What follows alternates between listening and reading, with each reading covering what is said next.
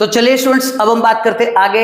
इससे पहले वाले जो वीडियो थे उसमें मैंने बात की थी आपको कि भाई साहब sentences on the basis of their function 5 प्रकार के होते हैं, सीधी सी बात है, जिनमें 3 प्रकार के सेंटेंसेस को मैंने आपको पहले ही बता दिया था कि उन 3 सेंटेंसेस को हम टेंस में नहीं बनाएंगे। सीधी बात है। सर कौन कौन से थे? इंपेरेटिव, ऑप्टेटिव और एक्सक्लेमेटरी। इन तीनों सेंटेंसेस को आपको टेंस में प्रिपेयर नहीं करना है। अब आप पूछेंगे सर क्यों? तो मैंने आपको पहले ही बता दिया। पूछेंगे क्यों भाई, है ना? मैंने पहले ही बता दिया था। सर क्या बताया, एक बार फिर से बताओ। चलो सुनो, मैंने आपको कहा था कि टेंस का मतलब क्या होता है? To change the form of verb. सीधी बात है कि भाई आप अपनी नीड के हिसाब से फॉर्म को चेंज करो, टेंस चेंज होगा, तभी टेंस बनेगा। टेंस का मतलब यही है कि आप अपनी जरूरत के हिसाब से वर्ब की फॉर्म को चेंज कर रहे हो, सीधी सी बात है। लेकिन इंपेरेटिव, ऑप्टेटिव और एक्सक्लेमेटरी में कहीं पर भी हमें वर्ब की फॉर्म को चेंज करने की जरूरत नहीं है। उनके एक फिक्स स्ट्रक्चर्स चल रहे हैं ना, सॉरी उनका फिक्स स्ट्रक्चर है सब, है ना। अब उस स्ट्रक्चर के अकॉर्डिंग उसने कहा कि भाई फर्स्ट फॉर्म लगानी है तो बस फर्स्ट फॉर्म लगानी है। क्लियर है ना? तो वहां हमें बार बार वर्ब की फॉर्म को चेंज करने की जरूरत ही नहीं है। जब आप वर्ब की फॉर्म को चेंज ही नहीं कर रहे हो तो फिर टेंस की जरूरत क्यों पड़ेगी? सीधी बात है। तो टेंस की जरूरत पड़ती है 2 सेंटेंसेस को, एक है स्टेटमेंट और दूसरा है इंटेरोगेटिव। तो आइए बात करते हैं। पहला सेंटेंस है हमारा स्टेटमेंट, दूसरा सेंटेंस है इंटेरोगेटिव विद हेल्पिंग वर्ब और तीसरा इंटेरोगेटिव WH वर्ड्स। मैंने आपको पहले ही बता दिया था कि इंटेरोगेटिव भी 2 टाइप के होते हैं, पहला होता है विद हेल्पिंग वर्ब और दूसरा होता है विद WH वर्ड्स। क्लियर? अब इन तीनों ही सेंटेंस में आपको positive negative, positive negative, positive negative देखना है। सर ये क्या है? अगर नॉट का प्रयोग हो रहा है तो नेगेटिव और नॉट का यूज नहीं करना है तो फिर पॉजिटिव। सीधी सी बात है ना। मेरा नाम मुकेश है, पॉजिटिव। मेरा नाम मुकेश नहीं है, नेगेटिव। सीधी बात है। क्या तुम अंडे पसंद करते हो, क्या तुम अंडे पसंद नहीं करते हो? तो एक हो गया पॉजिटिव, एक हो गया नेगेटिव। क्लियर? तो इस प्रकार हमारे पास 6 सेंटेंस हो जाएंगे। मैं एक बार फिर से रिपीट करना चाहूंगा। Positive statement, negative statement, interrogative with helping verb positive, interrogative with helping verb negative, interrogative with WH words positive, interrogative with WH words negative. तो इस प्रकार ये 6 प्रकार के सेंटेंसेस हो जाएंगे जिनको हम टेंस के, है ना, तहत प्रिपेयर करेंगे। सब क्लियर है? ओके। अब आइएगा हम बात करते हैं स्ट्रक्चर्स की, है ना। सर ये क्या स्ट्रक्चर्स? देखिए मैंने आपको पहले भी बताया है कि sentence is a group of words. सीधी सी बात है। हाँ भाई साहब, वाक्य शब्दों का समूह है ना। जो सेंटेंस है वो ग्रुप है वर्ड्स का, लेकिन वर्ड्स का सीक्वेंस क्या रहेगा? पहले मुझे कौन सा वर्ड रखना चाहिए, उसके बाद कौन सा वर्ड रखना चाहिए, उसके बाद कौन सा वर्ड रखना चाहिए। सर इतने सारे वर्ड्स दे देंगे आप, उससे मैं एक वाक्य बना दूंगा, प्रिपेयर कर दूंगा, लेकिन मुझे क्या पता पहले किसको रखूं फिर किसको रखूं। देखिए सीधी सी बात है, अगर कोई भी अंग्रेजी जानने वाला व्यक्ति है, अगर वो पूछना चाहता है कि तुम्हारा नाम क्या है, तो वो क्या कहेगा? What is your name.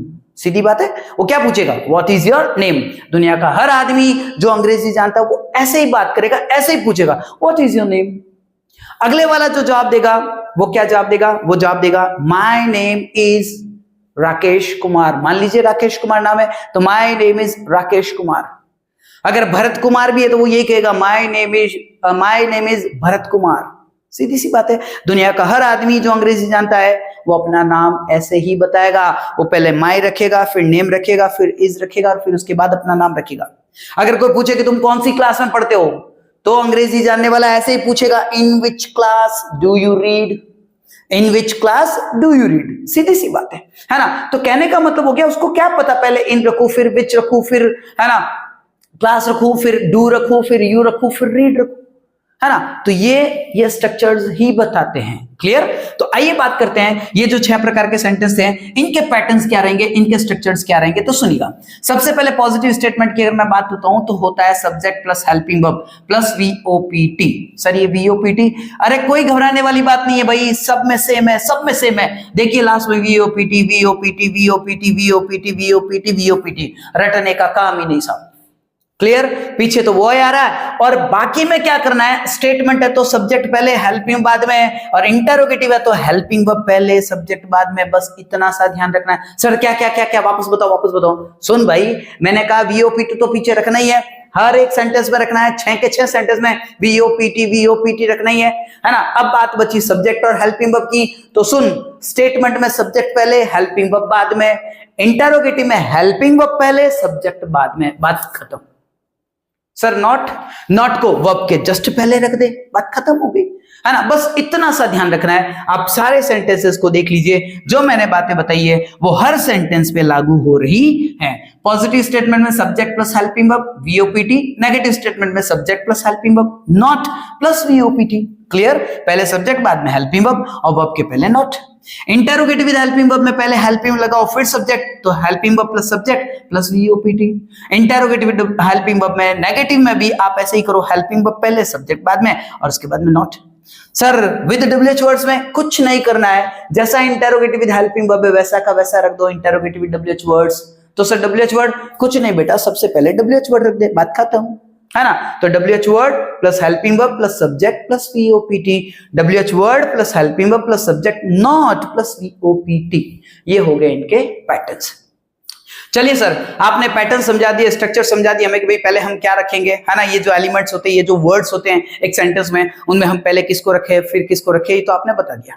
लेकिन सर आपने बोला ये सब्जेक्ट, ये हेल्पिंग वर्ब, ये वर्ब, ये ऑब्जेक्ट, ये प्लेस, ये टाइम, सर ये क्या होते हैं, इनको भी तो एक बार समझाइए। आइए बात करते हैं, इनको भी हम क्लियर करते हैं कि साहब ये जो मैंने एलिमेंट्स लिखे हैं, है ना, ठीक है, इनका क्या मतलब है ना। मैंने एलिमेंट्स कहा, एलिफेंट्स नहीं कहा, ध्यान रखना, है ना। हाँ सुनिएगा, एलिमेंट्स, हाँ यूं नहीं कहा आप एलिफेंट्स सुन ले, ठीक है। चलिए कोई बात नहीं, हम एलिमेंट्स की बात कर रहे हैं, हम इन वर्ड्स की बात कर रहे हैं जो आएंगे साहब। क्लियर। तो सबसे पहले मैंने आपको बताया सब्जेक्ट। सर सब्जेक्ट का मतलब क्या होता है, जैसा कि मैंने आपको लिखा है डू, सीधी सी बात है, वो जो वाक्य में काम करता है, जो एक्शन करता है, सीधी सी बात है ना, उसी को हम क्या कहते हैं, डू। जैसे जैसे सर समझिए, हमें समझ नहीं आया तो सुनिएगा। राम ने रावण को मारा, राम ने रावण को मारा, रावण को मारने का काम किसने किया, राम ने, सीधी सी बात है। तो सब्जेक्ट कौन हो गया, डूअर कौन हो गया, राम हो गया। सब बात समझे कि नहीं समझे, है ना। मेरे पिताजी ने, है ना, मेरे पिताजी ने तुम्हारे पिताजी को 5,000 रुपए उधार दिए, मेरे पिताजी ने तुम्हारे पिताजी को 5,000 रुपए उधार दिए। क्लियर। तो मेरे पिताजी उधार देने वाले, तो मेरे पिताजी, माय फादर क्या हो गया, डूअर, सीधी सी बात है ना। राधा स्कूल में नाच रही है ना, राधा स्कूल में नाच रही है, तो कहने का मतलब हो गया कुल मिला के नाचने का काम कौन कर रही है, राधा। तो Radha is doer and so she is subject.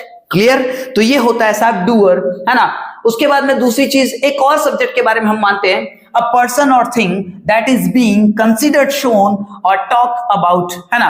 कहने का मतलब हो गया हम उसे भी सब्जेक्ट कहते हैं जिसके बारे में हम कहते हैं, जिसके बारे में सेंटेंस कुछ बताता है, जिसके बारे में हम कुछ देखते हैं, जिसके बारे में हम कुछ विचार करते हैं। सर कैसे, सर समझाइए, सुनिएगा। पहले वाले सेंटेंस में मैंने आपको कहा था कि वो काम कर रहा है, यहां पर मैं ये कह रहा हूं काम नहीं करता, लेकिन वाक्य उसी के बारे में बयान करता है, वाक्य उसी की चर्चा करता है। सब कैसे सर समझाइए। जैसे सुनिएगा, मैंने कहा मेरी भैंस मोटी है, सीधी बात है, मैंने कहा मेरी भैंस मोटी है। यहां मेरी भैंस कोई काम नहीं कर रही है, लेकिन मैंने उसके बारे में कुछ बातें बताई है कि मेरी भैंस कैसी है, मोटी है साहब। समझे कि नहीं समझे, कहने का मतलब हो गया ये। तो कुल मिलाकर अगर हम किसी के बारे में कुछ बात भी करें, है ना, हम उसके बारे में अगर कुछ बताते भी हैं, मतलब वाक्य में उसके बारे में अगर कुछ बताया जाता है, तो कहने का मतलब उसे हम क्या कहेंगे, सब्जेक्ट कहेंगे। साफ सुथरी सी बात है, ठीक है। तो मैंने जैसे एक एग्जांपल आपको ले लिया, बता दिया कि मेरी भैंस क्या है, मोटी है। क्लियर, ठीक है। जैसे मैंने कह दिया तुम्हारा भाई बड़ा कंजूस था, तो मैं बता रहा हूं तुम्हारा भाई कोई काम तो नहीं कर रहा है, लेकिन मैंने बताया है, ये सेंटेंस जो है वो तुम्हारे भाई के बारे में कुछ बता रहा है ना, कि भाई तुम्हारा भाई कंजूस था। आप समझे कि नहीं समझे, तो ये भी क्या है, सब्जेक्ट है। तो कुल मिलाकर ये रह जाती बातें सब्जेक्ट की। अब हम बात करते हैं एचवी। एचवी को, है ना, एचवी जो है वो रिप्रेजेंट करता है हेल्पिंग वर्ब को। सर हेल्पिंग वर्ब क्या होता है, तो सुनिएगा। जैसे कि इसके नाम में ये हेल्प, तो ये सहायता करती है, हेल्प करती है। किसमें हेल्प करती है सर, तो सुनिएगा। A verb that helps the main verb to express tense, mood और वॉइस। हेल्पिंग वर्ब जो है वो मेन वर्ब को हेल्प करती है ना। किसमें वो हेल्प करती, एक्सप्रेस, मतलब एक्सप्रेस करने में। किसको एक्सप्रेस करने में, तो टेंस को एक्सप्रेस करने में, मूड को एक्सप्रेस करने में और वॉइस को एक्सप्रेस करने में। कहने का मतलब हो गया, सीधी सी बात है, मैं आपको बता दूं, हमारे पास 12 टाइप के टेंस है भाई साहब, 12 टेंस है। और मैं आपको बता दूं 12 के 12 टेंस के पास यूनिक हेल्पिंग वर्ब है। समझे कि समझे, जिस प्रकार हम अरबों लोग हैं साहब आज धरती पर, कहने का मतलब 7 अरब लोग हैं, ठीक है, और सबके पास अलग अलग चेहरा है, एक यूनिक चेहरा है, और हम उस चेहरे से एक दूसरे को पहचानते साहब। क्लियर है? तो भगवान ने हमें एक यूनिक चेहरा दे रखा है, उसी प्रकार से 12 के 12 टेंस को अलग अलग हेल्पिंग वर्ब दे रखी है, और हम टेंस को हेल्पिंग वर्ब से ही पहचानेंगे, हम वॉइस को हेल्पिंग वर्ब से ही पहचानेंगे, हम मॉडल्स को, है ना, हेल्पिंग वर्ब से ही पहचानेंगे, मूड्स को हेल्पिंग वर्ब से ही पहचानेंगे। सीधी सी बात है। तो क्लियर? तो कहने का मतलब हो गया हेल्पिंग वर्ब जो है वो हेल्प करता है टेंस को पहचानने में, वॉइस को पहचानने में, मूड को पहचानने में। सीधी सी बात है। तो कहने का मतलब हो गया, ये हो गया हेल्पिंग वर्ब, ये मेन वर्ब की हेल्प करती है। तो चलिए फिर हम बात करते हैं वर्ब की। वर्ब जो है या वी जो है वो रिप्रेजेंट करता है मेन वर्ब को। इट शोज द एक्शन और स्टेट ऑफ द सब्जेक्ट। कहने का मतलब हो गया वर्ब जो होती है ना, वो कहने का मतलब एक प्रकार की एक्शन है जो सब्जेक्ट के द्वारा किया जा रहा है, या फिर सब्जेक्ट की स्टेट है। क्लियर है सर? एक्शन कैसे, पहले एक्शन के बारे में देख लेते हैं। तो एक्शन का मतलब हो गया काम, कोई भी काम, जैसे उठना, सोना, जागना, खाना, पीना, आना, जाना, भागना, खड़े होना, बैठना, सोचना, विचारना, ठीक है ना, सपना देखना, कुछ भी ले लीजिए, पढ़ना, पढ़ाना, लिखना। सही बात है? ये सब के सब कहने का मतलब क्या है? काम है सब। ठीक है? तो कोई भी एक्शन कर लीजिए या कोई भी कार्य कर लीजिए, उसको हम किससे शो करते हैं? वर्ब से शो करते हैं। सर स्टेट का मतलब होता है कहने का मतलब अवस्था। ठीक है ना? जैसे मैं आपको बता दूं, जैसे मैंने कहा मेरा भाई एक डॉक्टर है, तो ये जो होना है ना, मेरा भाई एक डॉक्टर है, मेरा भाई एक डॉक्टर था, तुम्हारा भाई बड़ा कंजूस था। सही बात है? ठीक है? तो कहने का मतलब ये जो होना है ये एक प्रकार की स्टेट बता रहा है साहब। ठीक है? इसको बी फॉर्म कहते हैं। इसका जो फर्स्ट फॉर्म है ना, प्रेजेंट फॉर्म है, वो हो जाएगा इज आर, ठीक है ना, या फिर एम, और इसका जो पास्ट फॉर्म है वो हो जाएगा वॉज और वर। तो ये बी फॉर्म है जो कि क्या बता रहा है? स्टेट बता रहा है। तो कुल मिलाकर सब्जेक्ट का स्टेट बताने वाला जो शब्द होता है वो भी वर्ब होता है, और सब्जेक्ट का एक्शन बताने वाला शब्द जो है वो भी क्या होता है? वर्ब होता है। चलिएगा, अब हम बात करते हैं ओ जो रिप्रेजेंट है वो करता है ऑब्जेक्ट को। ऑब्जेक्ट बड़ा इंपॉर्टेंट है। क्या होता है सर? तो सुनिएगा, ऑब्जेक्ट इज अ नाउन और प्रोनाउन। ऑब्जेक्ट की जगह पे या तो कोई नाउन होगा या प्रोनाउन होगा, सीधी सी बात है। That receives the action of the verb in a sentence. कहने का मतलब हो गया, है ना, ऑब्जेक्ट पर सीधा असर पड़ता है वर्ब का। सर असर पड़ना ये समझ में नहीं आया तो सुनना, है ना। कहने का मतलब क्या? सीधी सी बात है कि वर्ब का सीधा प्रभाव ऑब्जेक्ट पर पड़ता है। अगर इससे समझ में नहीं आया तो कोई दिक्कत नहीं, ये समझिए जिस पर काम का होना डिपेंड करता है साहब। सीधी बात है, काम का होना। देखिए काम तो वैसे सब्जेक्ट पे डिपेंड कर रहा है, साफ सुथरी सी बात है, लेकिन काम का जो होना है ना वो डिपेंड करता है ऑब्जेक्ट पे। सर कैसे? समझाइए, सुनिएगा। जैसे मैंने कहा मैंने बच्चों को पढ़ाया, सीधी बात है ना, मैंने बच्चों को पढ़ाया, मैंने पढ़ाने का काम किया, है ना, बेशक काम मैंने किया, है ना, मैं सब्जेक्ट हूं, मैं डूअर हूं, काम मैंने किया, लेकिन मेरा ये जो पढ़ाने का काम था ना वो किसकी वजह से पॉसिबल हुआ? वो बच्चों की वजह से पॉसिबल हुआ। मैंने बच्चों को पढ़ाया, अगर बच्चे नहीं होते तो मैं किसे पढ़ाता साहब? बात समझे कि नहीं समझे, है ना। तो कहने का मतलब हो गया, ये हो गया ऑब्जेक्ट। ठीक है? जैसे एक और बात बताऊं, है ना, मेरा भाई एक कार खरीदेगा, मेरा भाई एक कार खरीदेगा। ठीक है? तो मेरा भाई खरीदेगा साहब, बिल्कुल खरीदने का काम करेगा, लेकिन क्या खरीदेगा? कार। अगर कार नहीं होती तो वो क्या खरीदता?